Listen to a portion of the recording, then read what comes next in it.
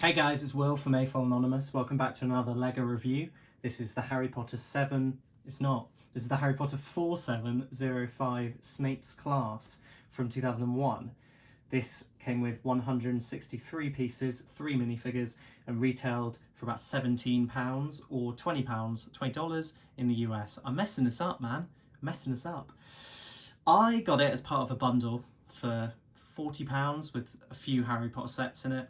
And this was one that stood out to me because it's got a lot of colour and a lot of little details in it, but we'll get to that in the build. First, we're going to look at the minifigures. So first up, we've got the classic Ron minifigure. He has standard Gryffindor torso, that really nice, detailed, for the time anyway, ginger hairpiece. No back head printing at all. And then he's got this light grey wand. Equally comes with a little rat, which is presumably supposed to be Scabbers? No, that's the cat. What's the play rat called? Okay, so I googled it and it is Scabbers. I knew that there's also a cat and that could have any name. Maybe a human name. That'd be quite fun, wouldn't it?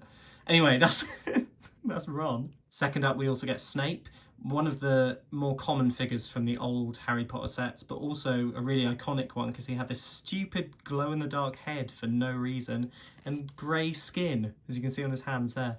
His torso and leg printing is really nice though. It's very deep purple.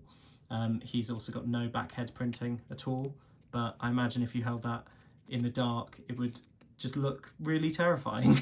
Kind of glows a fluorescent green, and I'll just show you that now. Now this is absolutely not going to be caught well on video, but you can see he's glowing slightly. He's 20 years old, so that's all the glowing I could do if I was that old. And then finally we have the Peeves minifigure. Peeves didn't appear in, I'm sure, look, if you've seen any old LEGO Harry Potter reviews on YouTube, they'll always be like, you know, it's interesting, Peeves didn't appear in the films. Well, Peeves didn't actually appear in the films. Here he is though. He is pretty much completely light grey. He has some dark grey detailing on him.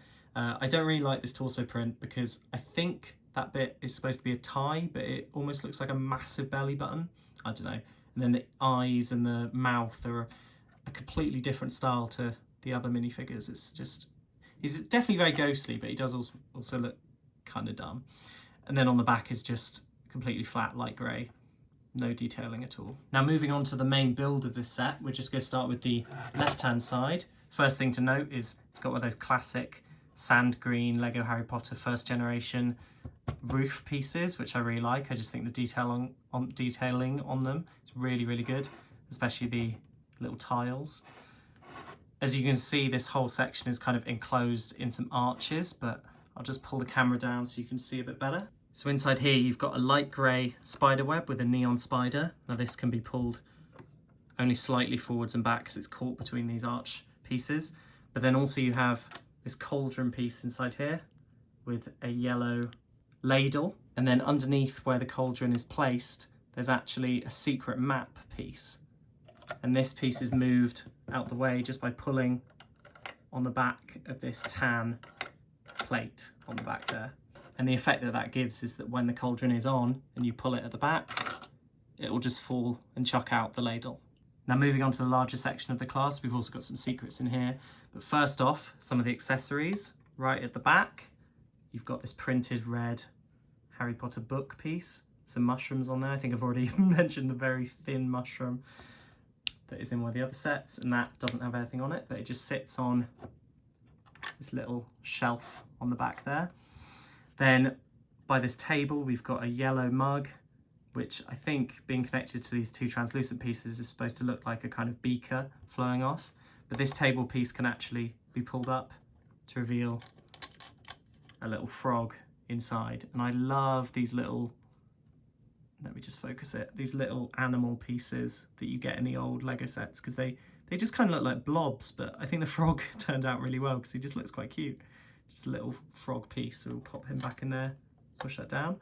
Now one of my favourite accessories in this set is this magnifying glass. Obviously you get them in black quite a lot, especially in the Adventurers line, but in the original Harry Potter sets you get this translucent dark blue purpley, and that does actually magnify things, as you can see there, so I'm just going to magnify that. Was that a good demonstration? I have no idea. Some more of the detailing in this set.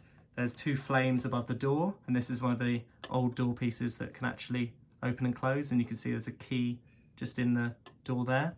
There's actually another key on the side here connected to where the bookcase is. But then moving to the bookcase, above it, there's a yellow goblet there, and then these 2 translucent potion pieces made up of cylinders and then a stud on top.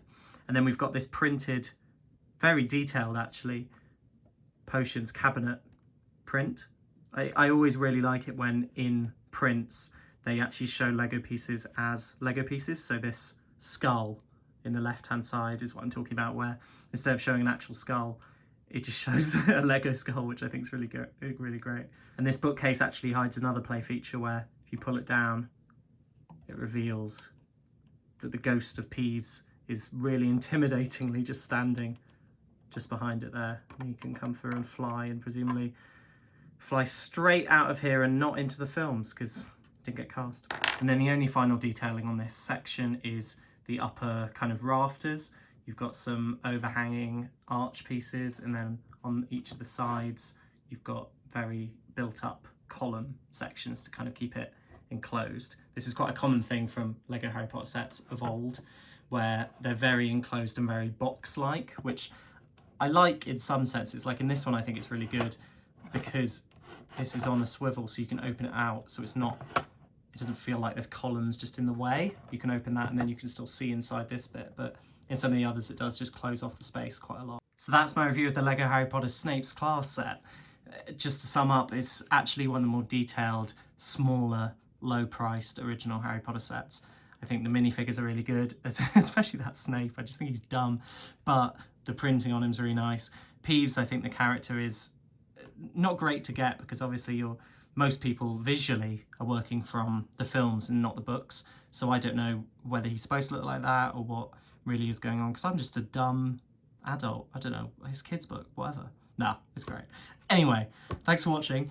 Sadly, one of my favourite things in old Lego sets is alternate builds, and this one doesn't actually have one in the instructions, which is a bit disappointing because I would have loved to build it, but I may have been missing something because I don't actually own the instructions. I found them online. So if there are alternate builds, do just tweet at me at AFOL Anonymous. If there are any other Lego Harry Potter sets that you want me to review, do let me know. Equally, tweet at me or leave a comment. And yeah, other than that, thanks for watching. If you're new, do subscribe. If you're not new, don't unsubscribe because I'd be sad. Anyway, thanks for checking out my video. I will catch you guys later. See yous.